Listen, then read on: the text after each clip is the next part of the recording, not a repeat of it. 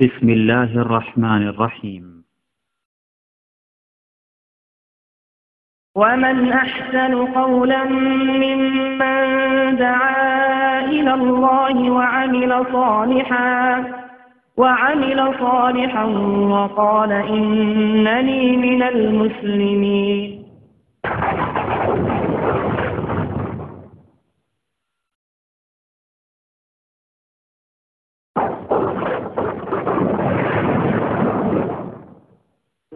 أعوذ بالله من الشيطان الرجيم. بسم الله الرحمن الرحيم.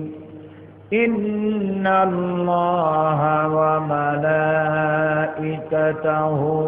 يصلون على النبي يا أيها الذين آمنوا صلوا عليه وسلموا تسليما.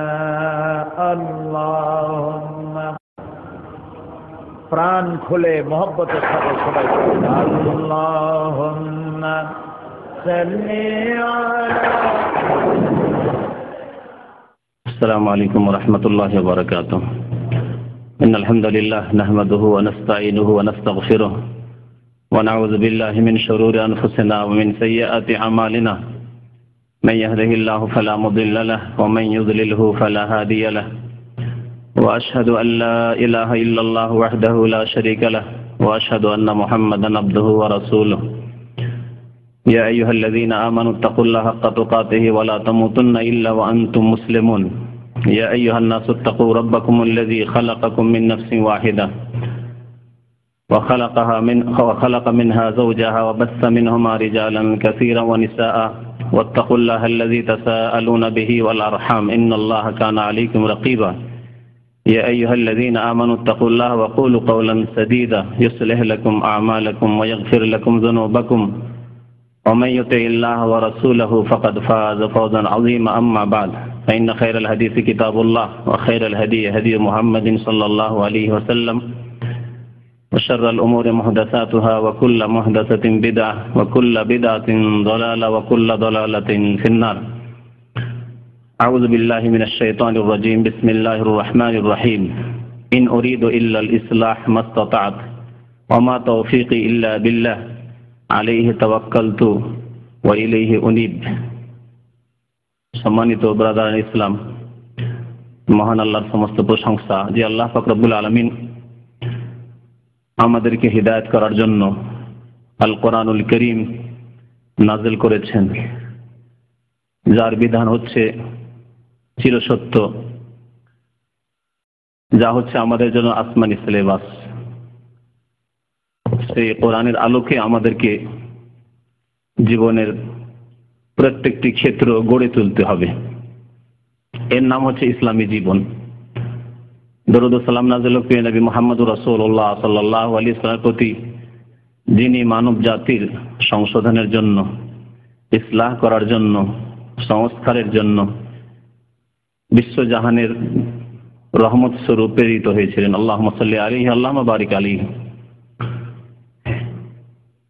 আজকে আলোচনা হবে আপনাদের সামনে একটি গুরুত্বপূর্ণ বিষয় নিয়ে, এবং আলোচনার উদ্দেশ্য হচ্ছে ইসলাহ, সংশোধন। আল্লাহ পাক রব্বুল আলামিন সূরা হুদের আয়াত নম্বর 88-তে শুআইব আলাইহিস সালাতু ওয়াস সালাম, যিনি আল্লাহর নবী ছিলেন, তার সম্পর্কে তার বাণী উল্লেখ করেছেন। তিনি জাতিকে যখন ইসলামের ঈমানের দাওয়াত দিচ্ছিলেন, তখন তাদেরকে দাওয়াত দেওয়ার, তাদেরকে আল্লাহর দিকে ডাকার, তাদের যে ভুল ত্রুটি রয়েছে সেগুলিকে তুলে ধরার উদ্দেশ্য সম্পর্কে তিনি বলতে গিয়ে জাতিকে সম্বোধন করে বলেছিলেন, ইন উরিদু ইল্লাল ইসলাহ, আমার উদ্দেশ্য হচ্ছে একমাত্র ইসলাহ করা, সংশোধন করা। ইন উরিদু, আমি কিছুই চাই না। আমি শাব্দিক অর্থ করি কোরআনের আয়াতের।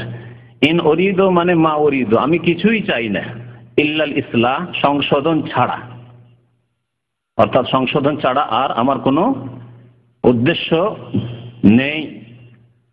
মাস্তাতাতু, যথাসাধ্য, কারণ মানুষের শক্তি ক্ষমতা সীমিত, এলম সীমিত।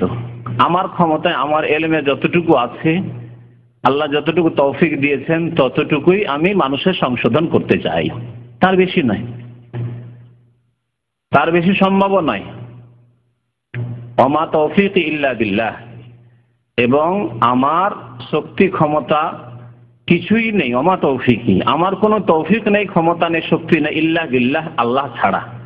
আল্লাহ পাক যদি আমাকে ক্ষমতা না দেন, শক্তি না দেন, তাহলে আমার কোনো তৌফিক নেই, আমাকে তৌফিক হবে না, আমার কোনো শক্তি সামর্থ্য হবে না। আলাইহি তাওয়াক্কালতু, সুতরাং যখন তৌফিক আল্লাহর, তাহলে আল্লাহর উপরে আমি ভরসা রাখি। যখন আল্লাহর তৌফিক ছাড়া, সাহায্য ছাড়া, মদদ ছাড়া কিছুই হতে পারে না, তাই আমি তার প্রতি ভরসা রাখি। আলাইহি তাওয়াক্কালতু ওয়া ইলাইহি উনীব, এবং তার দিকে আমি প্রত্যাবর্তন করি। এই আয়াত আমার আপনাদের সামনে পেশ করার উদ্দেশ্য হচ্ছে যে আমাদের উদ্দেশ্য কারো উপর আক্রমণ করা নয়, কারো ক্ষতি সাধন করা নয়। আলহামদুলিল্লাহ, কারো সাথে ব্যক্তিগত কোনো শত্রুতা নেই, না পার্থিব কোনো ঝগড়া আছে, না কোনো দ্বন্দ্ব আছে, কোনো কিছুই নেই। যদি ভুল ত্রুটি ধরা হয় সেটি আল্লাহর স্বার্থে, এবং আল্লাহ পাক যেন এই নিয়ত রাখার তৌফিক দান করেন আমাদের সবাইকে, বলুন আমিন। আর সবার আগে আমাকে যেন আল্লাহ তৌফিক দান করেন, কারো উপর আক্রোশ না থাকে, কারো উপর শত্রুতা না থাকে, দিল অন্তর সাফ থাকে, এবং আল্লাহর সন্তুষ্টির জন্য যদি কারো ভুল ধরি, আল্লাহর সন্তুষ্টির জন্য আল্লাহ পাক যেন এর তৌফিক আমাকে দান করেন। এর আগে চরমোনাই সম্পর্কে আলোচনা করেছি, সেখানেও বেশ কিছু কথা উল্লেখ করেছি প্রথম দিকে, যাতে করে মানুষের ভুল ধারণা না হয় যে আর আমরা কারো মানহানি করতে চাই, কখনো নয়, বরং আমরা সংশোধন করতে চাই। সংশোধন করতে চাই যিনি ভুল বলেছেন তার, এবং তিনি যেহেতু তার শুধু ব্যক্তি জীবনের ভুল নয়, তিনি বক্তব্যে বলেছেন অথবা তিনি লিখেছেন, তার বইয়ে রয়েছে যেগুলি যুগ যুগ ধরে থাকতে পারে, এবং লোকজন সেগুলি শোনে ভুল পথে চালিত হয়ে জাহান্নামের পথ ধরে নিতে পারে, গোমরাহ হয়ে যেতে পারে, পথভ্রষ্ট হয়ে যেতে পারে। সেই জন্য অসংখ্য মুসলিম ভাইদেরকে, বরং মানব জাতিকে সংশোধন করার উদ্দেশ্যে, যদিও বক্তা অথবা লেখক সংশোধন না হয়, নাই হয় যদি, বা ইন্তেকাল করে গিয়ে থাকে, অনেকে এর আগে যেগুলি আলোচনা করেছে, অনেকে ইন্তেকাল করে গেছে, তার আর সংশোধনের কোনো উপায় নেই। যা কিছু তিনি করেছেন, লিখেছেন, বলেছেন, আল্লাহ তাকে ভালো মন্দের তিনি বা মন্দ প্রতিদান যা কিছু পাওয়ার আল্লাহ পাক তা দিয়ে দিয়েছেন, নাই বিচার আল্লাহ পাক তার সাথে করেছেন এবং করবেন। কিন্তু অসংখ্য মানুষ যারা পথভ্রষ্ট হয়ে যাচ্ছে ভুল বক্তব্যের কারণে অথবা ভুল কথা লিখে থাকার কারণে, তাদেরকে সংশোধন করাই হচ্ছে বড় উদ্দেশ্য। এই জন্য ব্যক্তি জীবনের কোনো ভুল ত্রুটি আমাদের বক্তব্যে ধরা হয় না। কখনো এই কথা বলা হয় না যে অমুক আব্দুর রহমান নামাজ পড়ে না, এটা বক্তব্যে, মানে ফজর নামাজ পড়ে না, বা তার ব্যক্তিগত চরিত্রে কিছু দোষ আছে। ব্যক্তিগত এইরকম ব্যক্তি জীবনের ভুল ত্রুটি সরাসরি তাকে সংশোধন করার বিষয় রয়েছে। সে যদি মরে গিয়ে থাকে বেনামাজি অবস্থায়, তাহলে আর সংশোধনের কোনো উপায় নেই। কিন্তু যেই ভুলের কারণে সারা বিশ্বের অসংখ্য মানুষ ক্ষতিগ্রস্ত হতে পারে, সেই ভুলের সংশোধন করে দেওয়া আরো গুরুত্বপূর্ণ ফরজ, না হলে অনেকে পথভ্রষ্ট হয়ে যাবে। আশা করি আমার কথা স্পষ্ট। দ্বিতীয় আরেকটি বিষয় ভূমিকাতে যা উল্লেখ করব তা হচ্ছে যে আল্লাহ পাক বলেছে ইন্নামাল মুমিনুনা ইখওয়াহ, সূরা হুজরাত আয়াত নম্বর 10, নিঃসন্দেহে মুমিনরা একে অপরের ভাই। তাহলে আমরা যারা মুসলিম, যদিও ফাসিকি কাজকার মধ্যে থাকে, এমনকি চুরি ডাকাতিও থাকে, মদপান করাও থাকে, তবু সে আপনার মুসলিম ফাসিক ভাই, গুনাহগার ভাই, কিন্তু মুসলিম ভাই। ওই রকমই যদি কোনো আলেমের মধ্যে, কোনো বক্তার মধ্যে, কোনো লেখকের মধ্যে, কোনো দাড়িওয়ালা নামাজি লোকের মধ্যে যদি কোনো বিদআত থাকে, আর সেই বিদআত তাকে ইসলাম থেকে বহিষ্কৃত না করে, এমন বড় বিদআত করেনি, মানে কুফরির বিদআত করেনি, শিরকের বিদআত করেনি যে ইসলামের গণ্ডি থেকে বেরিয়ে যাবে, এরকম কাজ করেনি, তাহলে সে বিদআতি হলেও বা বিদআতি কথাবার্তা বললেও বা লিখলেও সে আমাদের মুসলিম ভাই। সুতরাং যার সম্পর্কে আলোচনা করতে যাচ্ছি তিনি আমাদের মুসলিম ভাই, যদিও তার ভুল ভ্রান্তি আছে, বহু ভুল ভ্রান্তি আছে, এবং সে ভুল ভ্রান্তিগুলি একটি করে আলোচনায় শুধু হবে না, বরং তার ভাষায় তার কণ্ঠে শুনিয়ে দেওয়া হবে, আর তারপরে সে সম্পর্কে কোরআন এবং হাদিস কি বলে তা উল্লেখ করা হবে। 3 নম্বর বিষয় হচ্ছে যে আমাদের অনেক ভাইদের প্রশ্ন, এই প্রশ্নের আজকে উত্তর দেওয়া হবে। আর অনেক ইসলামিক সেন্টারগুলিতে আসার পরে সাইদি সাহেবের ক্যাসেট চাই, জিজ্ঞাসা করে। অনেকের প্রশ্ন, কেউ নিতে আসে, কেউ প্রশ্ন করে যে এখানে সৌদি আরবে সাইদি সাহেবের বক্তব্যের ক্যাসেট কেন পাওয়া যায় না। প্রশ্ন, এর উত্তর আজকে দেওয়া হবে আমার বক্তব্যে। এই বক্তব্য শুনলে, এই বক্তব্য কোনো ভাইয়ের কাছে পৌঁছে দিলে তার উত্তর পেয়ে যাবে। সৌদি আরবে ইসলামিক সেন্টার প্রত্যেক শহরে রয়েছে, এবং এক এক শহরে, বড় শহরগুলিতে 10টি, 20টি, 15টি, 25টি, রিয়াজের মতো শহরে 20-এর বেশি, 20 থেকে 25টি ইসলামিক সেন্টার রয়েছে। গোটা সৌদি আরবে 200-রও বেশি ইসলামিক সেন্টার রয়েছে। যে ইসলামিক সেন্টারগুলি আলহামদুলিল্লাহ সৌদি আরবের ইসলামিক সরকারের তত্ত্বাবধানে ইসলামের দাওয়াতের কাজ, মুসলিমদের দাওয়াতের কাজ, অমুসলিমদের দাওয়াতের কাজ, মুসলিমদের সংস্কার সংশোধনের কাজ, আকীদার পরিশুদ্ধি, আমলের পরিশুদ্ধি, সুন্নতের অনুসরণের জন্য উৎসাহিত করা, ব্যাপকভাবে জীবনের প্রতিটি ক্ষেত্রে ইসলামের দাওয়াতের কাজ চলছে। আর এই ইসলামী দাওয়াত যে ব্যাপক ইসলামিক দাওয়াত, এর বাস্তব প্রমাণ হচ্ছে একজন মানুষের সংশোধন হওয়া। যেই ভাই, অসংখ্য ভাইয়ের ইসলামিক সেন্টার এসে প্রতিটি শহরে সংশোধন হচ্ছে আলহামদুলিল্লাহ। তাদের সংশোধন দুটি একটি কাজে সীমিত নয়, যে শুধু নামাজ পড়তো না, নামাজটা ধরে নিয়েছে, এইরকম নয়। নামাজ ধরেছে, সিগারেট ছেড়েছে, দাড়ি রাখতো না, দাড়ি রেখেছে, হারাম খেত, হারাম খাওয়া তওবা করেছে। অনেকে যৌতুক নিয়েছে, আমার সামনে মজুদ রয়েছে এরকম বেশ কিছু ভাইরা, যৌতুক নিয়েছে, হারাম নিয়েছে, শ্বশুর বাড়ি থেকে যৌতুক ফিরিয়ে দিয়ে এসেছে।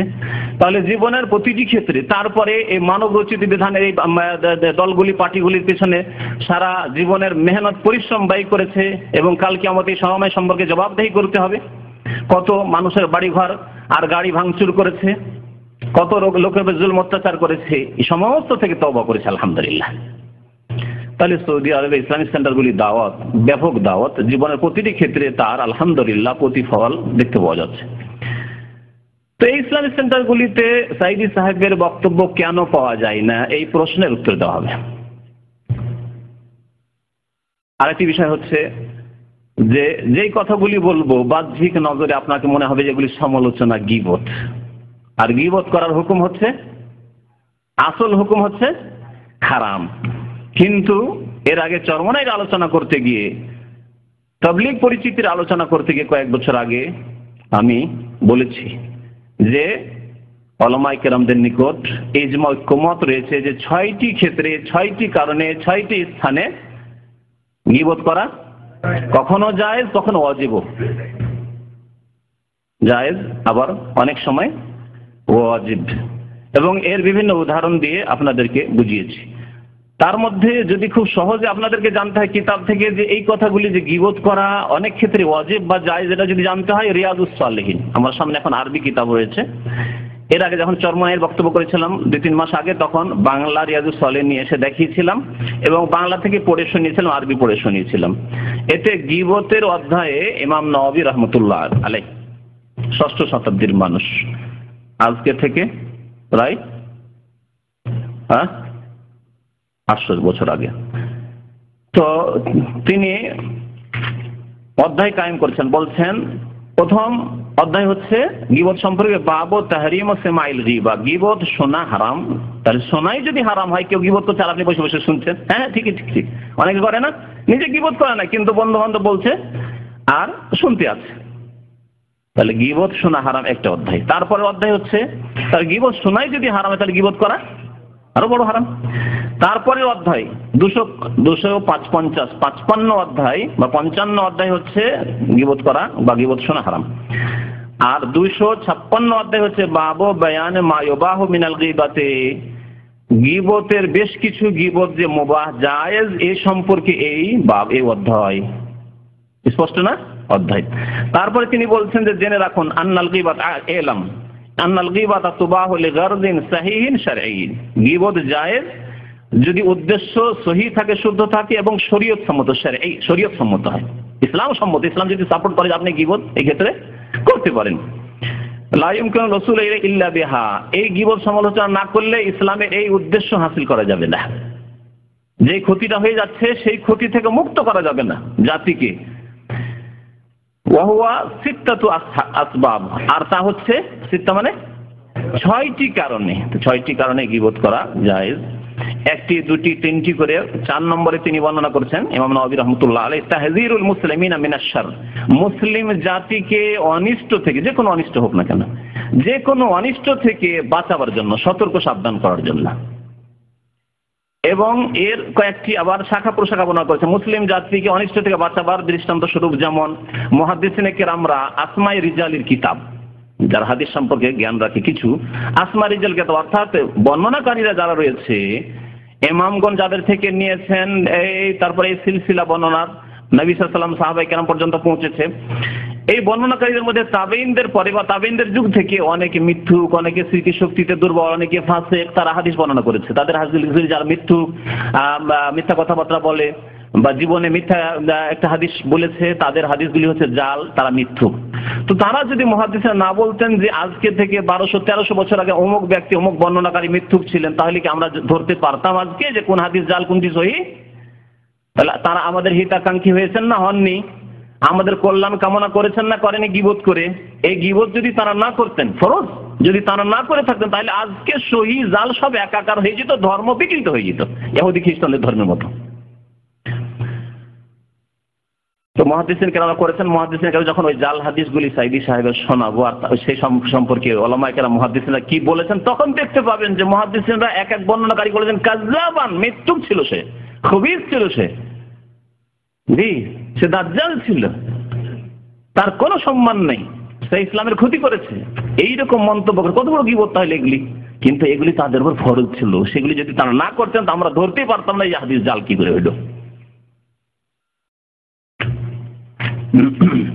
তার মধ্যে আরেকটি বিষয় বলছেন যে এদারা মুতাফাক্কিহান, কোন যদি ছাত্রকে দেখেন, ছাত্র সে মাদ্রাসার ছাত্রই হোক অথবা বক্তব্যের ছাত্র, সাইদি সাহেবের বক্তব্য হচ্ছে তাফসীরুল কোরআন মাহফিল চিটাগাঙ্গে, আর হাজার হাজার মানুষ সেখানে হাজির হচ্ছে মুতাফাক্কিহ, ইলম হাসিল করার জন্য যাচ্ছে সেখানে, ইয়াতারাদ্দাদু ইলা মুবতাদি, কিন্তু বিদাতির কাছে শিক্ষা নিতে যাচ্ছে, বিদাতির ওয়াজ বক্তব্য শোনার জন্য যাচ্ছে, আর ফাসিকিন অথবা কোনো ফাসিক পাপিষ্ঠ তার কথাবার্তা শুনতে যাচ্ছে, রাজনৈতিক নেতা, আওয়ামী লীগ বিএনপির নেতা, তাদের কথা শুনছে, জীবনে ফাসিক, বহু ফাসিকি কাজ করছে আর তার বিভ্রান্ত করছে। যেমন এক গুমরাহ কমিউনিস্টের কথা বাংলাদেশে ছিল, নাম ভুলে গেছি, সে বলতো যে ইসলামে কমিউনিজম আছে, এটাকে বহুবারই বলেছি। তো যারা কমিউনিস্ট করে মুসলমান, তারা এরকম ইসলামকে বিকৃত করে মানুষকে গুমরাহ করার চেষ্টা করে। ইয়াখুযু আনহুল ইলম, তার কাছ থেকে যদি বিদাতির কাছ থেকে ইলম হাসিল করতে যায়, এবং আশঙ্কা আছে যে এই বক্তার কাছে যদি এই ছাত্র, এই শ্রোতারা শুনতে যায় তাহলে ক্ষতিগ্রস্ত হবে, গুমরাহ হয়ে যাবে, পথভ্রষ্ট হয়ে যাবে। দেখছেন কত সুন্দর কথা, ফাআলাইহি নাসিহাতু বিবায়ানি হালিহি, তাহলে তাকে উপদেশ দিয়ে বুঝিয়ে দিতে হবে, তার অবস্থা বর্ণনা করে যে এই যে বক্তার কথা শুনছেন তার অবস্থা এরকম, সে জাল হাদিস বয়ান করে, সে বিভ্রান্ত করে, সে ভুল ব্যাখ্যা করে ইসলামের। আমি আরবিতে পড়ে শুনিয়ে দিচ্ছি, কিন্তু শর্ত হচ্ছে বেশারত আন ইয়াকসুদান নাসিহা, উদ্দেশ্য হচ্ছে মানুষের উপদেশ দেওয়া, সংশোধন করা, খায়ের খাই করা, কল্যাণ কামনা করা, যে যাতে জাতি গুমরাহ না হয়। আর উদ্দেশ্য কি থাকতে হবে না? হাসাদ, হিংসা থাকতে হবে না, শয়তানি উদ্দেশ্য থাকতে হবে না যে তার মানহানি করব, তাকে ক্ষতিগ্রস্ত করবো, এই উদ্দেশ্য থাকতে হবে না। ইন্নামাল আমালু বিন্নিয়াত, তো নিয়ত থাকতে হবে যে আমরা জাতিকে বিভ্রান্তি থেকে, গুমরাহি থেকে বাঁচাবো। কারণ অসংখ্য মানুষ এই বিভ্রান্তির জালে ফেসে গেছে, মনে করছে যে এত সুন্দর সুন্দর কথা, তো সবগুলি মনে হয় ইসলামের কথা, ঠিক না? সুতরাং সংশোধন করা জরুরি। তাই আপনাদেরকে এই রিয়াজুস সালিহিন থেকে শোনালেন। ইমাম নওয়াবী রাহমাতুল্লাহ আলাইহি মুসলিম শরীফের শারহাজে রয়েছে বা ভাষ্য রয়েছে, তাতেও এই বিষয়গুলি উল্লেখ করেছেন আরো ওলামারা। তারপরে ইমাম নওয়াবী আরো, অনেকে বলতে পারে এটা ইমাম নওয়াবীর ব্যক্তিগত মত না, তিনি বলছেন যে ফাহাদিহি সিত্তাতু আসবাব, এই যে 6টি কারণে গীবত করা যাবে, যাকারাহাল উলামা, ওলামারা উল্লেখ করেছেন, শুধু তিনি নন। তার পূর্বেও ওয়া আকসারুহা মুজমাউন আলাইহি, এবং এর অধিকাংশতে ইজমা ঐক্যমত রয়েছে, কারো দ্বিমত নেই। হানাফি, শাফি, মালিকি, হাম্বলি কারো দ্বিমত নেই যে এই সব ক্ষেত্রে গীবত করা যাবে।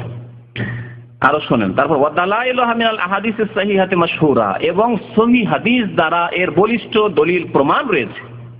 তারপরে দলিল প্রমাণগুলি তিনি বর্ণনা করেছেন।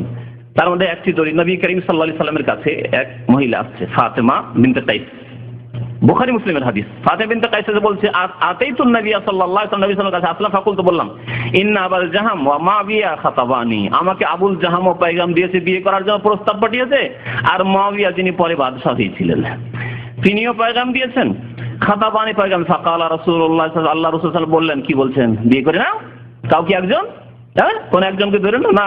আম্মা মুআবিয়া, শোনো, মুআবিয়া ফাসউলুকুন, অথচ নবী সাল্লাল্লাহু আলাইহি ওয়াসাল্লামের শালুক, শালা, হ্যাঁ ঠিক না? কার ভাই? আল্লাহ নবীর কোন বিবি ভাই? উম্মে হাবিবা বিনতে আবি সুফিয়ান, আর মুআবিয়া বিন আবি সুফিয়ান। উম্মে হাবিবা রাদিয়াল্লাহু তাআলা আনহার ভাই, শালা। শালা সম্পর্কে কি বলছেন নবী করিম সাল্লাল্লাহু আলাইহি ওয়াসাল্লাম? ফাসউলুকুন, তো ফকির, নিঃস্ব, দরিদ্র, লা মালা লাহু, তার কাছে একটা পয়সা নেই, কি খাওয়াবে তোমাকে বিয়ে করে নি? গীবত নয়। ও আম্মা আবুল জাহাম, আবুল জাহামের কথা বললে সে পয়গাম দিয়েছে, ফালা ইয়াজাউল আসা আন আতিকি, সে তো নিজের কাঁধ থেকে লাঠি রাখে না, মানে সব সময় লাঠি দেখায় সে। এর আগে বিয়ে করেছে, স্ত্রীকে মারধর করে, সুতরাং মারধর করা স্বামীকে বিয়ে করতে যাবে? দুটি ক্ষেত্রে কি করলেন? নিষেধ করলেন। ফকিরকে বিয়ে করতে নিষেধ করলেন নবী সাল্লাল্লাহু আলাইহি ওয়াসাল্লাম, আর গীবত করলেন না। আর এই লোকটি স্ত্রী মারে, গীবত নয়? যদি বলা হয় এই লোক সম্পর্কে কিছুই জানি না, খুব ভালো মানুষ আমাদের সামনে, কিন্তু স্ত্রী মারে, তার বদনাম হলো না আমার সামনে? সে আমার দৃষ্টিতে নিচে নেমে গেল না? অবশ্যই। নবী সাল্লাল্লাহু আলাইহি ওয়াসাল্লাম বললেন, আবু জাহাম তো নিজের কাঁধ থেকে কোনো লাঠি রাখে না। অন্য হাদিসে ফাদাররা বললেন না, শুধু মারে না, খুবই মারে, খুব বেশি মারে, দাররা বেশি মুবালাগার সাথে স্ত্রীদের খুব মারধর করে। সুতরাং তুমি কাকে বিয়ে? বলাকে ইনকাহি ওসামা, ওসামাকে বিয়ে করেন। আল্লাহ নবী সাল্লাল্লাহু আলাইহি ওয়াসাল্লাম ওসামাকে খুব ভালোবাসতেন, ওসামাকে বিয়ে করেন। কিন্তু ওসামা ছিল কালো চুকচুকে, আফ্রিকান রং। মনে দ্বিধাদ্বন্দ্ব প্রথম দিকে, ফাতেমা বিনতে কাইসের ছেলে কালোকে বিয়ে করব, কিন্তু চিন্তা করেন আল্লাহ নবী যখন পরামর্শ দেন, বিয়ে করেই দিই। তারপরে তিনি বলছেন যে ওসামাকে বিয়ে করার পর আল্লাহ পাক আমার জন্য বড়ই কল্যাণ করেছিলেন, ভালো স্বামী পেয়েছিলাম আমি, খুব সুন্দর স্বামী পেয়েছিলেন। নবী সাল্লাল্লাহু আলাইহি ওয়াসাল্লামের পরামর্শ, মুত্তাফাকুন আলাইহি, বুখারী মুসলিমের হাদিস। এখানে একটি বিষয় আর বলছি, যে এই ফাতেমা বিনতে কাইসকে একজনের স্বার্থে গীবত করা ঠিক না। ফাতেমা বিনতে কাইসকে যে বলা হলো মুআবিয়া সম্পর্কে সমালোচনা করে, গীবত করে, এবং আবু জাহাম সম্পর্কে, এটি কার স্বার্থে? একজন মহিলার স্বার্থে গীবত করা হলো। তাহলে যদি কোনো বক্তা যার বক্তব্য শুনে, যার ভক্ত রয়েছে লক্ষ লক্ষ, যাকে এক শ্রেণীর লোকের আন্তর্জাতিক বক্তা নাম দিয়ে দিয়েছে, তাহলে তাদের স্বার্থে গীবত করা কত বড় ফরজ। যদি এত লোককে সংশোধন করার উদ্দেশ্য থাকে, এত লোক বিভ্রান্ত হয়ে যার আশঙ্কা আছে, সুতরাং তাদেরকে সঠিক রাস্তা দেখানোর উদ্দেশ্য থাকে। আশা করি আমার কথা স্পষ্ট আপনাদের সামনে। তারপরে আমি শুকরিয়া আদায় করছি আল্লাহ পাক রব্বুল আলামিনের প্রথমে এবং শেষে সব সময়, আর বিশেষ করে তারপরে শুকরিয়া আদায় করছি আমাদের ভাই মাহমুদের, যিনি 50-এর বেশি মনে হয় বা তারও বেশি ক্যাসেট সাইদি সাহেবের উনি শুনেছেন। শোনার পরে যেই জায়গাগুলি আমি মোটামুটি করে দিয়েছিলাম ইশারা ইঙ্গিত যে এই ধরনের যতগুলি ভুল আছে, আর তিনি আলহামদুলিল্লাহ দীর্ঘদিন ধরে এখানে পড়াশোনা করেন, ভুলগুলি যতগুলো ধরা খেয়েছে তার কাছে নিয়ে এসেছেন, আমাকে দিয়েছেন। আমি সেগুলি আবার একাধিকবার শুনেছি। শোনার পরে তার উপর নোট কিছু লিখেছি, আর কিছু ব্রেনে আছে, আল্লাহ পাক যা দিয়েছেন আপনাদের সামনে পেশ করব। তো এই ভুলগুলি ক্যাসেট থেকে একত্র করা হয়েছে, বিভিন্ন বক্তব্য থেকে। আমি একটি ক্যাসেট মাত্র শুনেছিলাম, আপনাদেরকে বলি, একটি ক্যাসেট, এবং সেই ক্যাসেট আমার কাছে মজুদ আছে। একটি ক্যাসেটে 12 থেকে 14টি ভুল, একটি ক্যাসেটে 60 মিনিটের বক্তব্যে 12 থেকে 14টি ভুল আমি পেয়েছি। বাকি ক্যাসেটগুলি আমাদের ভাই শোনার পর রেকর্ড করে নিয়ে এসেছে, আপনাদেরকে এখানে অন করে শোনানো হবে। সাইদি সাহেবের সেই বক্তব্য শুনবেন যেটি ভুল, আর তারপরে ইনশাআল্লাহ তাআলা কোরআন এবং হাদিসের আলোকে সঠিক কি তা আপনাদেরকে শোনাবো। আরেকটি কথা মনে রাখবেন যে কোনো আলেমেরই হোক, আর কোনো সাধারণ ব্যক্তিরই হোক, কোনো বিদ্যার্থীরই হোক, কারো ভুল ধরে নেওয়ার মানে এই নয় যে তাকে আমরা কাফের বলে ইসলাম থেকে খারিজ করলাম, কখনো না। আগে বলেছি এই জন্য যে তিনি আমাদের দ্বীনি ভাই। এমনকি চরমনাইদের কিতাবে বড় বড় ডাহা শিরক, আল্লাহ সম্পর্কে বিয়াদবি, এগুলি শুনিয়েছি। যারা এসেছেন শুনেছেন, আর না হলে রেকর্ড আছে শুনতে পারেন। আমাদের কথা কোথাও গোপনে নেই, রেকর্ড আছে শুনবেন। ডাহা বড় বড় শিরক, আল্লাহ পাক হালাক করতে যাচ্ছে, গান বাজনা হচ্ছে অমুক এলাকায়, আল্লাহ পাক হালাক করতে চাইছেন, পীর বলছে আমাকে গিয়ে ধরে রাখতে জমিন, না হলে আল্লাহ হালাক করে দিবে। এর চেয়ে বড় কুফরি কি আছে? তারপরেও কখনো আমাদের ভাষায় এই কথা বেরোয়নি যে চরমনাই কাফের, বলিনি কখনো। এই ফয়সালা আল্লাহ পাক করবেন, বুঝতে পেরেছেন? কিন্তু তাদের কিতাবে শিরক কুফরি ভরা রয়েছে, এতটুকু বলেছি, শিরক কুফরি ভরা আছে। বাকি আল্লাহ কি ফয়সালা করবেন, সে জীবনে কি অবস্থায় মারা গেছে তওবা করে ফিরে আসলে আল্লাহ পাক গফুরুর রহিম, আর যদি ওই অবস্থায় মারা গিয়ে থাকে তো আল্লাহ পাক তাদের বিচার করবেন, তার বিচার করবেন। আমরা কারো বিচার করতে আসিনি, আমরা জাতিকে সঠিক পথ দেখাতে এসেছি। ইন উরিদু ইল্লাল ইসলাহ, মানুষের সংশোধন করতে চাই। এখন সাইদি সাহেবের বক্তব্যের এক একটি করে অংশ আপনাদেরকে শোনানো হবে, আর তারপরে সে সম্পর্কে আলোচনা করা হবে। আমার ভুল আমাকে ধরিয়ে দিলে আমি সে ভুল সংশোধন করব না, এমন ভুল আমি জীবনেও করব না। বরং আমার কাছে আমার বন্ধু তো সেই ব্যক্তি যে ব্যক্তি আমার ভুল আমাকে শুধরে দেয়, আমি তার জন্য দোয়া করি। আমি মানুষ, আমার ভুল তো হতেই পারে, কিন্তু আমি আদর্শগত কথা, কোরআন হাদিসের কথা যা বলি আমি হিসাব করে বলি, পড়াশোনা করেই বলি। আল্লাহুম্মা সাল্লি আলা মাওলানা মুহাম্মদ ওয়া আলা আলি সাইয়্যিদিনা মাওলানা মুহাম্মদ বালাগাল উলা বিকামালিহি কাশাফাদ দুজা বিজামালিহি حسنت جميع خصاله صلوا عليه मुझे कुछ मिले या न मिले मोहम्मद मिले, यानी वो शहीद जिससे अल्लाह मिले। কি শুনলেন আপনারা? প্রথম কথা শুনলেন যে তিনি খুশি হন ভুল ধরিয়ে দিলে, জাযাহুল্লাহু খাইরান। আল্লাহ পাক যেন তাকে সংশোধন করার তৌফিক দান করেন, আর তার আগে আমার যদি ভুল ত্রুটি থাকে আল্লাহ আমাকে সংশোধন করার তৌফিক দান করেন। কারণ তার মুক্তির চাইতে মূল্যবান আমার মুক্তি, তার নাজাতের চাইতে আমার নিকট আমার নাজাত, আমার কামিয়াবি, আমার জান্নাতে যাওয়া আমার কাছে বেশি মূল্যবান। আশা করি আমার কথা স্পষ্ট। সুতরাং আমি যদি আমার জীবনে ভুল থাকে তো আমি আমার সংশোধন চাই। তিনি খুশি প্রকাশ করেছেন, সুতরাং তার কথা মোতাবেক আমরা তার ভুলগুলি তুলে ধরার চেষ্টা করছি এবং সেগুলি সংশোধনের চেষ্টা করছি, যাতে করে জাতি বিভ্রান্ত না হয়। তারপরে তিনি শুরু করলেন, কি শুরু করলেন? দুরূদ শুরু করলেন, সম্মিলিত দুরূদ। দুরূদ পড়া ইবাদত কিনা বলুন? ইবাদত। আল্লাহ পাক কোরআনে আদেশ করেছেন, আল্লাহ পাকের আদেশ, রাসূলের আদেশ হচ্ছে ইবাদত। দরুদ পড়া নবী করিম সাল্লাল্লাহু আলাইহি ওয়াসাল্লামের হক এবং ইবাদত।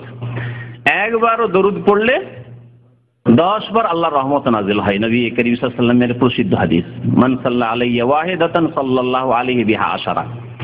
তাহলে ইবাদত আল্লাহ করতে বলেছেন, আদেশ করেছেন। রাসূলুল্লাহ সাল্লাল্লাহু আলাইহি ওয়াসাল্লামের উপর এই আয়াত নাযিল হয়েছে, সাল্লু আলাইহি ওয়া সাল্লিমু তাসলিমা। আয়াত নাযিল হয়েছে না হয়নি? কার উপর নাযিল হয়েছে?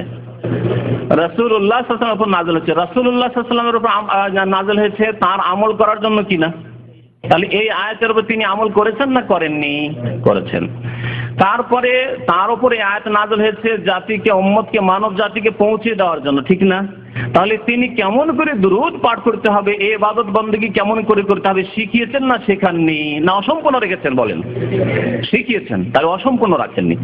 যেমন নবী করিম সাল্লাল্লাহু আলাইহি ওয়াসাল্লাম সালাত, নামাজ কেমন করে পড়তে হবে, আকিমুস সালাহ আয়াত যখন নাযিল হয়েছে নামাজ পড়ে দেখিয়ে দিয়েছেন এবং সারা জীবন তিনিও নামাজ পড়েছেন, ঠিক না? ঠিক তেমনি দরুদ কেমন করে পড়তে হবে, এই ইবাদত কেমন করে করতে হবে উম্মতকে সুন্দর করে নবী করিম সাল্লাল্লাহু আলাইহি ওয়াসাল্লাম শিখিয়ে দিয়েছেন এবং তারই অনুসরণ করতে হবে। ইত্তাবিউ মা উনজিলা ইলাইকুম মির রাব্বিকুম, আল্লাহ সূরা আরাফ বলছেন, যেইভাবে তোমাদের নাযিল হয়েছে, যা নাযিল হয়েছে তার ইত্তিবা, অনুসরণ করো, তার পেছনে পেছনে চলো। ওয়ালা তাত্তাখিযু মিন দুনিহি আউলিয়া, আল্লাহকে বাদ দিয়ে, আল্লাহর বিধান বাদ দিয়ে অন্যকে অনুসরণ করিও না, অন্য পথ ধরিও না। নবী করিম সাল্লাল্লাহু আলাইহি ওয়াসাল্লাম সাহাবায়ে কেরামদেরকে তাহলে দরুদ সালাম কেমন করে পেশ করতে হবে তা শিখিয়ে দিয়েছেন, এই ইবাদত করার তরিকা শিখিয়েছেন এবং তিনি পড়েছেন। এইভাবে সম্মিলিত দরুদ, সম্মিলিত দুরূদ পাঠ নবী করিম সাল্লাল্লাহু আলাইহি ওয়াসাল্লাম জীবনে একবারও সাহাবায়ে কেরামদেরকে শিখিয়েছেন? প্রশ্ন, জীবনেও শেখাননি।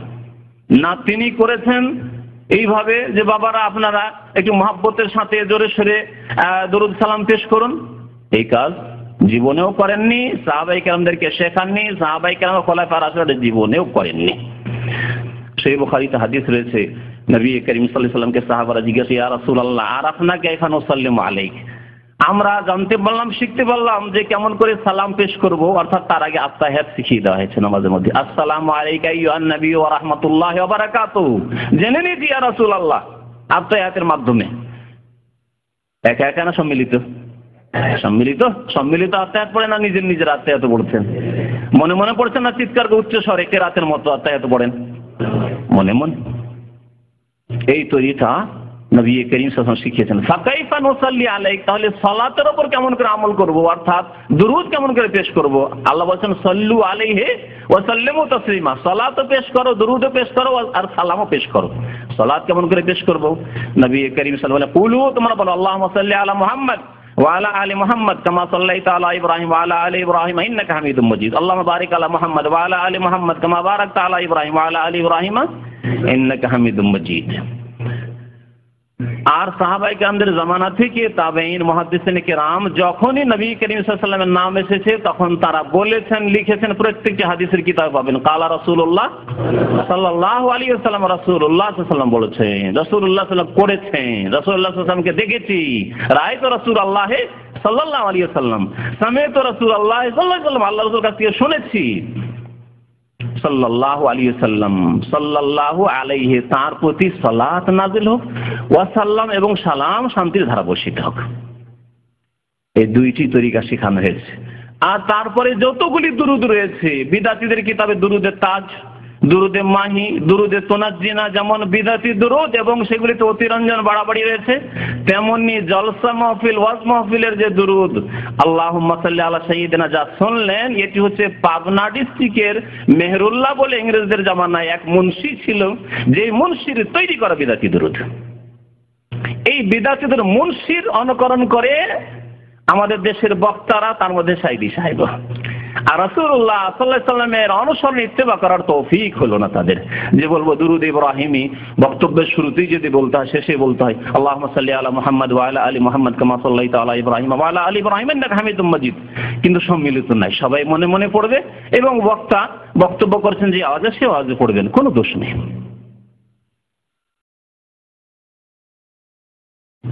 তারপরে তাতে তিনি আর কি পড়েছেন? কবিতা পড়েছেন একটা আরবিতে, শেখ সাদির। এই শেখ সাদির কবিতা সম্পর্কে একটা ঘটনা শোনা। এখানে এয়ারবেসে আমাদের রবিউল ইসলাম ভাই আছেন। রবিউল ইসলাম ভাই জন্মগত সহি আকীদার লোক, কিন্তু বাংলাদেশে আলিয়া মাদ্রাসায় পড়ে মানুষ হয়েছেন, আর সেখানে কিছু ভেজালও শিখেছেন। তো এই ভেজাল শিখে এসে এখানে এসে যখন প্রথম দাওয়াত সেন্টারে তার চাকরি হয়, আজকে থেকে 7-8 বছর আগে, তখন আমাকে জিজ্ঞাসা করা হলো যে রবিউল ইসলামকে চেনে না? বললাম চিনি, আকীদা কি ঠিক আছে, চলবে, বক্তব্য করতে পারবে এবং সহি আকীদার লোক। আমার রিকমেন্ডে, মানে সুপারিশে বা মানে তার তাজকিয়াতে তাকে রাখা হইলো। খবর থেকে টেলিফোন আসলো, জানলো তারা, তারপরে তাকে রাখা হইলো। তারপরে প্রথম বক্তব্য শুরু করেছেন এই সুর দিয়ে তিনি, বালাগাল ওলা বে কামালেহি কাশাফাত দুজা বে জামালেহি, শুরু করলেন। আরবরা শুনে সব অবাক, বড় বড় অফিসার, বড় বড় ক্যাপ্টেন, তারা শুনে, তাদের কাছে শরীয়ত সম্পর্কে ওই রকম এলম না থাকলে এই এলেম আছে, তাওহীদের এলেম আছে, সুন্নতের এলেম আছে। জি আলহামদুলিল্লাহ, সৌদি আরবের মানুষ আকীদার ক্ষেত্রে, সুন্নতের ক্ষেত্রে তারা পাকা, এই ক্ষেত্রে কোনো ত্রুটি পাবেন না। মানুষ মাত্র ভুল ত্রুটি হতে পারে, কিন্তু আলহামদুলিল্লাহ শিরক আর বিদআত থেকে আলহামদুলিল্লাহ তারা মুক্ত। এইরকম সমাজ তৈরি করতে হবে, এইরকম দেশ তৈরি করতে হবে, তাহলে ইসলামের বাস্তবায়ন হবে। তো তাদেরকে অবাক লাগলো যে শাহজাই কি বলছে। সাথে সাথে আমার কাছে টেলিফোন আসছে, তাকে খবর নেই, রবিউল ইসলাম সাহেবের কোনো খবর নেই। আমার কাছে টেলিফোন আসছে, আপনি কেমন লোক দিলেন? বলে বালাগাল ওলা বি কামালি হাজার লাহান, তো গান করছে। বলছে লাহান? আমি বললাম যে না না, আকীদাও ঠিক আছে, সব ঠিক আছে, কিন্তু দেশ থেকে পড়াশোনা তো আমাদের মতো এখানে এসে এত ক্লিয়ারেন্স হয়নি। আমরা সৌদি আরবও দেশেও পড়াশোনা করেছি, কিন্তু এখানে এসেও পড়াশোনা করেছি, যার ফলে দুই দিকের এলেমে আছে, সংশোধন করা একটা ভালো সুযোগ সুবিধা আল্লাহ পাক দিয়েছেন। তো এই জন্য তো সময়ের প্রয়োজন রয়েছে হয়তো, তারপরে কোন রকম তাকে টিকানো হয়। তো আপত্তি কোথায়? অধিকাংশ বক্তারা এই কবিতা পড়ে অর্থ বুঝে না। কি বলছেন শেখ সাদী? বালাগাল ওলা বে কামালেহি।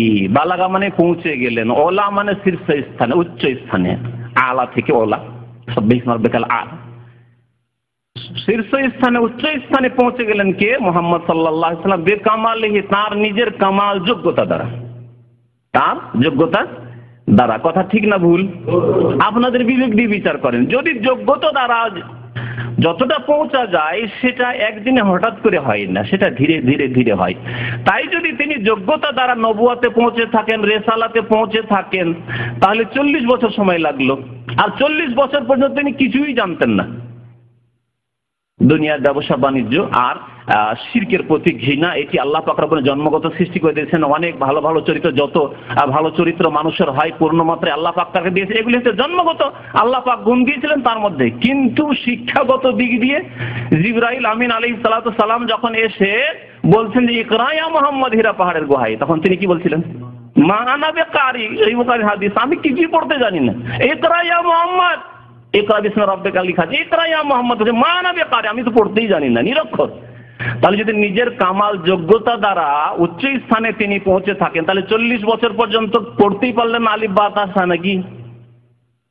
তাই নবী করিম সাল্লাল্লাহু আলাইহি ওয়াসাল্লাম নিজের যোগ্যতা দিয়ে পৌঁছেছেন না আল্লাহর রহমতে পৌঁছেছেন? আল্লাহর ফজলে পৌঁছেছেন। তাই আল্লাহ পাক কোরআনে কারিমে বলেছেন ওয়া কানা ফাযলুল্লাহি আলাইকা আযীমা।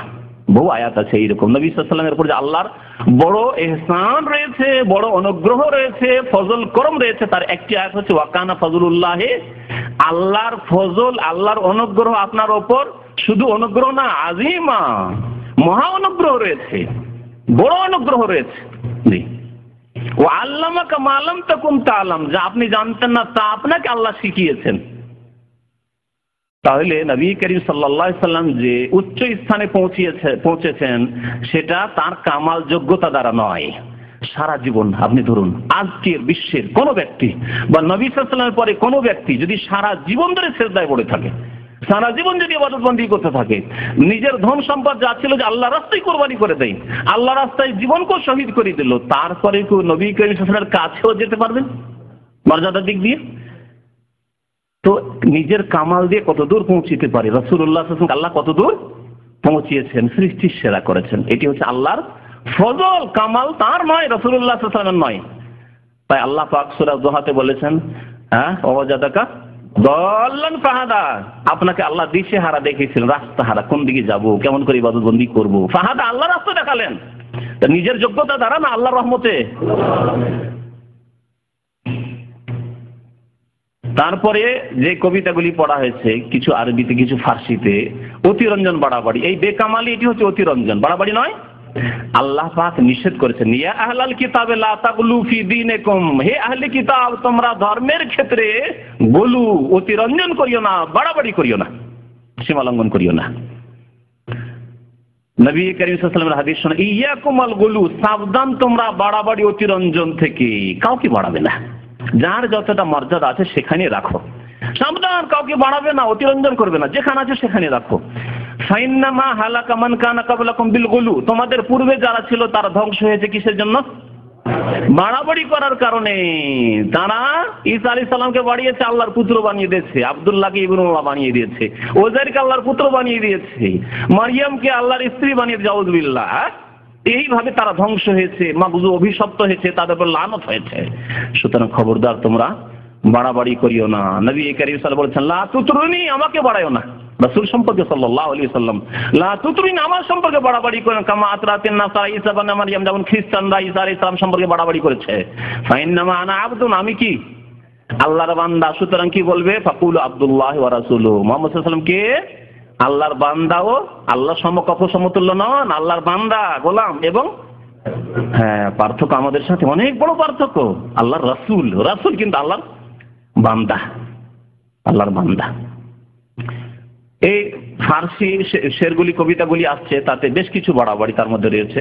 আর দেখতে শোনাতে, হ্যাঁ, তার মধ্যে ওই যে আর উর্দু সেট রয়েছে, ফার্সি রয়েছে, উর্দু রয়েছে। উর্দু সেটা বলছে যে মুঝে কুছ মিলে ইয়া না মিলে, আমি কিছু পাই আর না পাই, ইয়ানি ও সাই জিসে আল্লাহ মিলে, এমন জিনিস চাই যাতে আল্লাহ পাই, ইয়ানি মোহাম্মদ মিলে, অর্থাৎ আমি মোহাম্মদকে চাই। কার সন্তুষ্টি আমাদের কামনা করতে হবে? সুবহানাল্লাহ। সাধারণ মানুষ যার তৌহিদের জ্ঞান আছে, অথবা প্রাকৃতিক ভাবে মুসলমান, ফিতরাতি মুসলমান, জন্মগত মুসলমান, তাকেও যেতে পারেন ভাই কার সন্তুষ্টি আপনি চান মুসলিম হিসাবে? আল্লাহ। নবী করিম সাল্লাল্লাহু আলাইহি সাল্লাম বলছেন যে মান কালা লা ইলাহা ইল্লাল্লাহ ইয়াবতাগি বিযালিকা ওয়াজহাল্লাহ, যে ব্যক্তি লা ইলাহা ইল্লাল্লাহ বলল এবং এই কালেমা দ্বারা কি চাই? রাসূল মিলে বলে না বলে আল্লাহর সন্তুষ্টি, ইয়াবতাগি বিযালিকা ওয়াজহাল্লাহ, উদ্দেশ্য হচ্ছে আল্লাহর সন্তুষ্টি কামনা করা। আল্লাহকে পাবো, আল্লাহকে রাজি করে নিতে পারবো, তা আল্লাহর সন্তুষ্টি কামনা করতে হবে মোহাম্মদ মিলে। এগুলি বাড়াবাড়ি। আল্লাহর হক, আল্লাহর সন্তুষ্টি, আমি অমুককে সন্তুষ্ট করতে চাই। এইরকমই ওই ফাজাইল আমল লিখতে গিয়ে জাকারিয়া সাহেব কি বললেন? এই কিতাব লেখার উদ্দেশ্য হচ্ছে এত বড় বুজুর্গ ইলিয়াস সাহেবের আত্মার সন্তুষ্টি বিধানে লিখছি, সন্তুষ্টির উদ্দেশ্য। এই যে খুঁতগুলো, আকীদার খুঁত, যাতে ঈমান আমল নষ্ট হয়ে যাওয়ার আশঙ্কা আছে, শিরকের অনুপ্রবেশের চোরা রাস্তা এগুলি, যে আপনি আল্লাহর সন্তুষ্টি আনাতে মোহাম্মদ মিলে, হ্যাঁ ইলিয়াস সাহেবের সন্তুষ্টি বিধানে আপনি কিতাব লিখছেন বা খেদমত করছেন, ইত্যাদি ইত্যাদি। জানিবে বতহা গুজর কুন জাহওয়ালম মুহাম্মদ রা খবর কুন বলাগল আলা বিকমালিহি, ये तेरी मेराज थी कि तू कदम तक पहुंचा, और मेरी मेराज है कि मैं तेरे कदम तक पहुंचा। শুনলেন? এটা শুনলেন মোহাম্মদ রা খবর কোন, এটা ফার্সি, মানে রা মানে কে, মোহাম্মদ সাল্লাল্লাহু আলাইহি সাল্লামকে আমার খবরটা দিয়ে দেন। মোহাম্মদ সাল্লাল্লাহু আলাইহি সাল্লামকে খবর পৌঁছাতে বলছেন। এগুলি বিদাতি তরিকা, যে হে আল্লাহ মুহাম্মদ সাল্লাল্লাহু আলাইহি সাল্লামকে আমাদের সম্পর্কে খবর পাঠান, খবর পৌঁছান। এই একটা ছিল, এটা অতিরঞ্জনের মধ্যে। তারপরে তিনি বললেন যে হে নবী, আপনার মেরাজ ছিল লৌহ কলম পর্যন্ত। এটা অতিরঞ্জন নয়, কোন হাদিসে দেখাতে পারবেন? বুখারী মুসলিমে বিস্তারিত মেরাজের ঘটনা রয়েছে। নবী করিম সাল্লাল্লাহু আলাইহি ওয়াসাল্লাম লৌহ কলম পর্যন্ত পৌঁছে গেছেন, লৌহে মাহফুজ পর্যন্ত পৌঁছে গেছেন, এরকম কথা কোথাও আছে? কোথাও নেই। আমার মেরাজের বক্তব্য আছে এবং হাদিস নোট করে নিয়ে এসে পড়ে বক্তব্য শুনিয়েছি। তাহলে হচ্ছে অতিরঞ্জন। যাক, এটা তো হইলই। তারপরে বলছে যে আপনার মেরাজ ছিল লৌহে কলম পর্যন্ত আল্লাহর, আর আমার মেরাজ হচ্ছে আপনার কদম পর্যন্ত। তার মানে সাইদি সাহেব শুধু রাসূলের কদম পর্যন্ত পৌঁছিতে চায়, আল্লাহর সন্তুষ্টি পর্যন্ত পৌঁছার এই ধারণা নেই, এই আকীদা নেই। কত বড় ত্রুটি! অথচ তাকেও বলা উচিত ছিল, বা এই শিরকি বিদাতি অ্যাভয়েড করা উচিত ছিল। বিদাতি কবিতা বহু আমরা ছাত্র জীবনে এইরকম মুখস্থ করেছি, আর সেগুলো ডিলিট করেছি। বুঝেন তো? ডিলিট করে না, মুছে ফেলেছি। এটা কবিতা হইলেই পাঠ করে দিতে হবে না, হুশ করে পড়তে হবে যে এটা আমি আমার আকীদা মতো পড়ছি, না আমি এটা শিরকি কুফরি কথা বলছি, এটা বাড়াবাড়ি কথাবার্তা বলছি। আমার মেরাজ রসুলের কদম পর্যন্ত কেন হবে? আমার মেরাজ মানে আমার লক্ষ্য উদ্দেশ্য, আমি কতদূর পর্যন্ত পৌঁছিতে চাই? আমি আল্লাহর রেজামন্দি পর্যন্ত পৌঁছিতে চাই, যেখানে পৌঁছলে ইবাদত বন্দেগী এবং সহি আকীদা আমলের মাধ্যমে আল্লাহ বলে রাদিয়াল্লাহু আনহু ওয়া রাদু আনহু, আল্লাহ রাজি হয়ে যান এবং আল্লাহ রাজি করে দেন আমাকে আপনাকে। এই হচ্ছে লক্ষ্য উদ্দেশ্য। এতদূর পর্যন্ত পৌঁছার আশা রাখতে হবে আল্লাহ পাক রব্বুল আলামিনের কাছে। এগুলি বাড়াবাড়ি। তারপরে চলেন,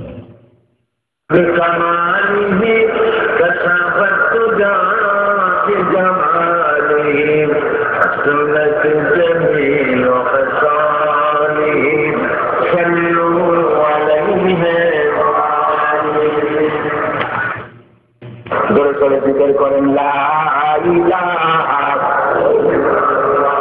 লা ইলাহা লা ইলাহা। এখন কি বিষয় আসলো? জিকিরের বিষয়। কেমন জিকির? সম্মিলিত জিকির। কোরআনে কারীমে আল্লাহ বলছে ইয়া আইয়ুহাল্লাযীনা আমানু যিকুরুল্লাহ যিকরান কাসীরা, জিকিরের বহু আয়াত আছে, খুব বেশি আল্লাহর জিকির করো। তাহলে জিকির করা ইবাদত কি না? যেমন দরুদ ইবাদত, নবীর শানে দরুদ পেশ করা যদি ইবাদত হয়, তাহলে জিকির ইবাদত, এতে কোনো সন্দেহ নেই, সাধারণ মানুষ বুঝতে পারছেন। এই ইবাদতের তরিকা রাসূলের প্রতি নাযিল হয়েছে, তিনি আল্লাহর জিকির করেছেন না করেননি? সাহাবায়ে কেরামদেরকে শিখিয়েছেন না শেখাননি? অবশ্যই শিখিয়েছেন। সম্মিলিত জিকির জীবনেও একবার একটি মজলিসে শুধু প্রমাণ চাই নবী জীবনে করেছেন, কখনো করেননি। সাইদি সাহেবের কোন এক বক্তব্যে তিনি শেখ ইবনে বাজ রহমতুল্লাহ আলী, আব্দুল আজিজ ইবনে বাজ রহমতুল্লাহ আলী, যে প্রধান বিগত মুফতি ছিলেন সৌদি আরবের, তার বড় প্রশংসা করেছেন। ভালো কথা, এটি হক কথা বলেছেন তিনি। সারা বিশ্বে অদ্বিতীয় আলেম ছিলেন তিনি, এবং তাদের এত খেদমত রয়েছে দিনের লিখনি এবং দাওয়াতি, যে কিয়ামত পর্যন্ত আশা করি এই খেদমতগুলি বাকি থাকবে, উম্মতে মুসলিমা উপকৃত হতে থাকবে। তাদের ফতোয়া শুনবেন। তার যে সভাপতিত্বে যে বোর্ড ছিল, ফতোয়া বোর্ড সৌদি আরবের, তার ফতোয়া শোনাচ্ছি, আমি নোট করে নিয়েছি। জিজ্ঞাসাকারী যে যিকরুল্লাহ বিসিফাতিন জামাইয়া বিলিসানিন ওয়াহিদ, আল্লাহর জিকির আজকার করা সম্মিলিতভাবে একই জবানে, মানে একই সুরে, আলা হাসে মা ইয়াফআলু আসহাবুত তুরুক, যেমন সুফিরা, পীরপন্থীরা, চরমনাইরা করে, শশিনায় করে, আফরুসিরা করে, ভান্ডারীরা করে, এইরকম। আর এই সাইদি সাহেব করছেন। ওয়ায়াখতিমু বিল হাদরা আল মুসাম্মা ইনদানা ফিল মাগরিব, মরক্কো থেকে প্রশ্ন করেছে আমাদের ওই সেই দেশে। তার সাথে সাথে কিছু কোরআন তেলাওয়াত সম্মিলিত করে মসজিদে, ঘরে, বিভিন্ন অনুষ্ঠানে, ওয়াজ মাহফিলে। এগুলির হুকুম কি? জিজ্ঞাসা করেছেন প্রশ্নকারী, জবাব দিচ্ছেন যে যিকরুল্লাহ বিসিফাতিন জামাইয়া ওয়া খাতমুহু বিল হাদরাতি ওয়া তিলাওয়াতু কিতাবিল্লাহ বিলিসানিন ওয়াহিদ ফিল মাসাজিদ ওয়া ফিল বুয়ুতি ওয়াল হাফলাতি ওয়াল মাতিম লা না'লামু লাহু আসলান শারঈয়ান ইউতামাদু আলাইহি লিইসবাতি মাশরুইয়াতি আলা হাযিহি সিফা। আল্লাহ পাকের জিকির আজকার করা সম্মিলিতভাবে, আর তার সাথে আরো কিছু করা, যা কিছুই করুক না কেন, সেই সম্পর্কে বলছেন লা না'লামু লাহু আসলান, এর কোনো দলিল প্রমাণ নেই শরীয়তে, কোনো দলিল প্রমাণ নেই সম্মিলিত জিকির আজকারে, যার প্রতি আস্থা করা যেতে পারে এর প্রমাণের জন্য। ওয়াস সাহাবাতু রাদিয়াল্লাহু আনহুম হুম আউলান নাস বিত্তিবাই শারা, সাহাবায়ে কেরাম রাদিয়াল্লাহু তাআলা আনহুম, তারা প্রথম এই শরীয়তের অনুসরণ করেছেন। কোরআন কারা মেনেছেন প্রথম? কোরআনের প্রতি কারা ঈমান নিয়েছেন প্রথম? সাহাবায়ে কেরামরা। যদি এটা থাকতো তাহলে তারা অবশ্যই এর প্রতি আমল করে সম্মিলিত জিকির করে আমাদের জন্য রেখে যেতেন। বন্ধু কেন গরম বলছে? এইরকমই তারপরে তাবেইন, তাবা তাবেইন, আল কুরুনুল মুফাদ্দালা, মানে স্বর্ণ যুগে এইরকম কোন তাবেইনদের জামানায় সম্মিলিত জিকির পাবেন না, তাবা তাবেইনদের জামানায় সম্মিলিত জিকির পাবেন না। এর সাথে আরো আমি একটু লাগিয়ে দিচ্ছি যে ইমাম আবু হানিফা, শাফেঈ, মালিক, আহমদ, কারণ সাইদি সাহেবও তার বক্তব্যে বলেছেন যে তকলিদ ঠিক আছে, হানাফি, শাফি, মালিকি মাযহাবের উপর কেউ চলে সেটাও ঠিক আছে। ঠিক আছে, ইমাম আবু হানিফা রাহমাতুল্লাহ আলাইহি থেকে, ইমাম শাফি থেকে, মালিক থেকে, আহমদ, কোন এক ইমাম থেকে চার ইমামের যদি প্রমাণ করে দিতে পারেন সাইদি সাহেব বা তার বক্তরা বা তার অনুসারীরা বা যারা এই সব বিদআতি জিকির সাইদি সাহেব ছাড়া অন্যরাও করে, তারা যদি প্রমাণ করে দিতে পারে যে সম্মিলিত জিকির ইমাম আবু হানিফা করা বলেছেন যে চলবে, তাহলে তুমি হানাফি হিসাবে করতে থাকো তোমার তরিকাতে। কিন্তু আমি বলছি তাদেরকে যে কিয়ামত হয়ে গেলেও প্রমাণ করতে পারবে না ইমাম আবু হানিফার কোন কিতাব দিয়ে যে কালা আবু হানিফা বলেছেন বিশুদ্ধ কিতাবে। ফিকারকে হিদায়াতে রয়েছে, বেকায়াতে রয়েছে, কানুজুদ দাকায়েকে রয়েছে, শামিতে রয়েছে, কোথাও পাবেন না। তারপরে বলছেন শেখ ইবনে বাজ রাহমাতুল্লাহ আলাইহি যে ওয়াল খায়রু ফি ইত্তিবাই হাদি রাসূলিল্লাহ সাল্লাল্লাহু আলাইহি ওয়াসাল্লাম, আর সার্বিক কল্যাণ রয়েছে রাসূলুল্লাহ সাল্লাল্লাহু আলাইহি ওয়াসাল্লামের আদর্শের অনুসরণে। কারণ স্মরণে সার্বিক কল্যাণ কখন পাবেন আপনি? যখন আপনি একমাত্র রাসূলুল্লাহ সাল্লাল্লাহু আলাইহি ওয়াসাল্লামের অনুসরণ করেন। রাসূল যদি জিকির সম্মিলিত করে থাকেন করুন, আর যদি না করে থাকেন তো ছাড়ুন, এতেই রয়েছে আপনার সার্বিক কল্যাণ। ওয়াকাদ সাবাত আনহু সাল্লাল্লাহু আলাইহি ওয়াসাল্লাম, নবী করিম সাল্লাল্লাহু আলাইহি ওয়াসাল্লাম থেকে সহিহ হাদিস প্রমাণিত, মুসলিম শরীফ, মান আমিলা আমালান, কেউ যদি এমন আমল করে, জিকির করলো, দুরূদ পড়লো, কিন্তু লাইসা আলাইহি আমরুনা, আমার তরিকায় নয়, সম্মিলিত আমি করিনি, তারা সম্মিলিত মাহফিলে জিকির করে, মাহফিলে দুরূদ পড়ে, ফাহুয়া রাদ্দুন, সেটা কি? প্রত্যাখ্যাত, মারদুদ, রিজেক্টেড। আরো হাদিস বলে মান আহদাসা আমরানা, কেউ যদি এটা চালু করে, মেহরুল্লাহ মুন্সির মতো বা সাইদি সাহেবের মতো প্রভাবশালী যারা ওইরকম বক্তা, হাজার হাজার লোক গুমরাহ হয়ে যাচ্ছে এসব শুনে, যদি এরকম চালু করে থাকে মজলিসে গিয়ে, তাহলে যেটি শরীয়তে নেই, মা লাইসা মিনহু ফাহুয়া রাদ্দুন, তা প্রত্যাখ্যাত। তারপরে বলছেন যে সাহাবায়ে কেরামরা যখন এই কাজ করেনি, এবং কোন দলিলে কোরআন হাদিসের নেই ফাহুয়া মারদুদুন আলা সাহিবিহি। সুতরাং এই তরিকা সম্মিলিত জিকির, সম্মিলিত দুরূদ এটি হচ্ছে প্রত্যাখ্যাত। আর তারপরে বলছেন ওয়াবিল্লাহি তৌফিক আল্লাহ জানা দাইমা লিল বুহুস ইলমিয়া ওয়াল ইফতা। সৌদি আরবের স্থায়ী যে বোর্ড বা কমিটি রয়েছে রিসার্চের এবং জ্ঞান গবেষণার আর ফতোয়ার, আর তাতে সই স্বাক্ষর রয়েছে সভাপতি হিসাবে আব্দুল আজিজ বিন আব্দুল্লাহ বিন বাজ রহমতুল্লাহ আলাইহি, তারপর আব্দুর রাজ্জাক আফিফি, আব্দুল্লাহ বিন গুদাইয়ান, আব্দুল্লাহ বিন কউদ। এই চারজন প্রখ্যাত সৌদি আরবের আলেমের এর উপর স্বাক্ষর রয়েছে যে সম্মিলিত জিকির করা কি বিদআত। তারপরে তারপরে জিকিরটায় আর একটা শুনেছেন কিনা যে মোহাম্মতের সাথে জিকির করুন বলে তারপরে প্রথমবারে তো বলছেন লা ইলাহা ইল্লাল্লাহ, আর দ্বিতীয়বারে বলছেন লা, বলুন লা ইলাহা, বলুন লা ইলাহা। তো লা ইলাহা মানে কি? লা ইলাহা মানে লা মানে নেই, আর ইলাহ মানে মাবুদ। ইলাহ নেই, মাবুদ নেই। এটি কলেমা কার জানেন? কার কলেমা এটি? কার্ল মার্কসের কলেমা, লেনিনের কলেমা, স্টালিনের কলেমা। এটি কার্ল মার্কস বলেছিল যে লা ইলাহা, নো গড। আর লাইফ হচ্ছে কিসের নাম? বস্তুবাদের নাম, মাদ্দার না, বস্তুবাদের নাম। লা ইলাহা ওয়াল হায়াতু মাদ্দা। কমিউনিজম সম্পর্কে আমি বেশ কিছু পড়াশোনা করার মধ্যে যখন মিশরের এক রাইটারের কিতাব পড়লাম তখন দেখলাম যে কমিউনিজমের কলেমা ছিল এই। এবং কমিউনিজমের এই আন্দোলন করতে গিয়ে রাশিয়া, সোভিয়েত ইউনিয়নে তারা এত জুলুম করেছে মুসলিমদের উপর। ছোট ছোট বাচ্চাদেরকে তাদের মা বাবাকে মেরে ফেলে দিয়ে শেষ করে দিয়েছে, হালাক করে দিয়েছে তাদের ইসলামের কারণে, দিনের কারণে। ছোট ছোট বাচ্চাকে নিয়ে গেছে, তারপরে খিদায় রেখেছে, খিদায় চিৎকার করছে বাচ্চারা। আর বলছে বলো তোমাদেরকে কে খাওয়াবে? বলছে আল্লাহ। তো ঠিক আছে, তোমাদেরকে আল্লাহ এসে খাওয়াবে। এই মারদুদেরা বলেছিল। আল্লাহর গজব 70 বছরের মধ্যে নেমে এসেছে, আর কমিউনিজম সারা বিশ্বে ফেলিয়ার হয়েছে। অনেকে বাতিলকে আল্লাহ রেখেছেন, কিন্তু কমিউনিজমের মতো বাতিল, নাস্তিকতার মতো বাতিলকে আল্লাহ রাখেননি, দুনিয়াতে ধ্বংস করে দিয়েছেন। এত বড় পরাশক্তি রাশিয়া ছিল, কোথায় চলে গেছে? তো লা ইলাহা ছিল কমিউনিজমদের কলেমা, আর ইসলামের কলেমা হচ্ছে লা ইলাহা ইল্লাল্লাহ। সাথে সাথে বলতে হবে। উলামায়ে কেরামরা, উলামায়ে কিরাত, উলামায়ে তাজওয়ীদ বলেছেন যে এখানে ওয়াকফ করা জায়েজ না, হারাম যে কেউ ওয়াকফ করে থামবে লা ইলাহা বলে শ্বাস নেওয়া জায়েজ নয়।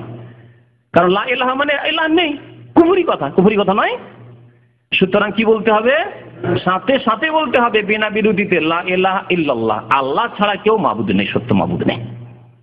আল্লাহ ছাড়া কেউ সত্য মাবুদ নেই, আল্লাহ আছেন আর কেউ নেই। আর জিকির করাতে গিয়ে কুফরি কথা আমি বলছি না যে তিনি অন্তর থেকে বলেছেন, কখনো অন্তর থেকে তিনি আকীদা, কমিউনিজমের আকীদা রাখেন না।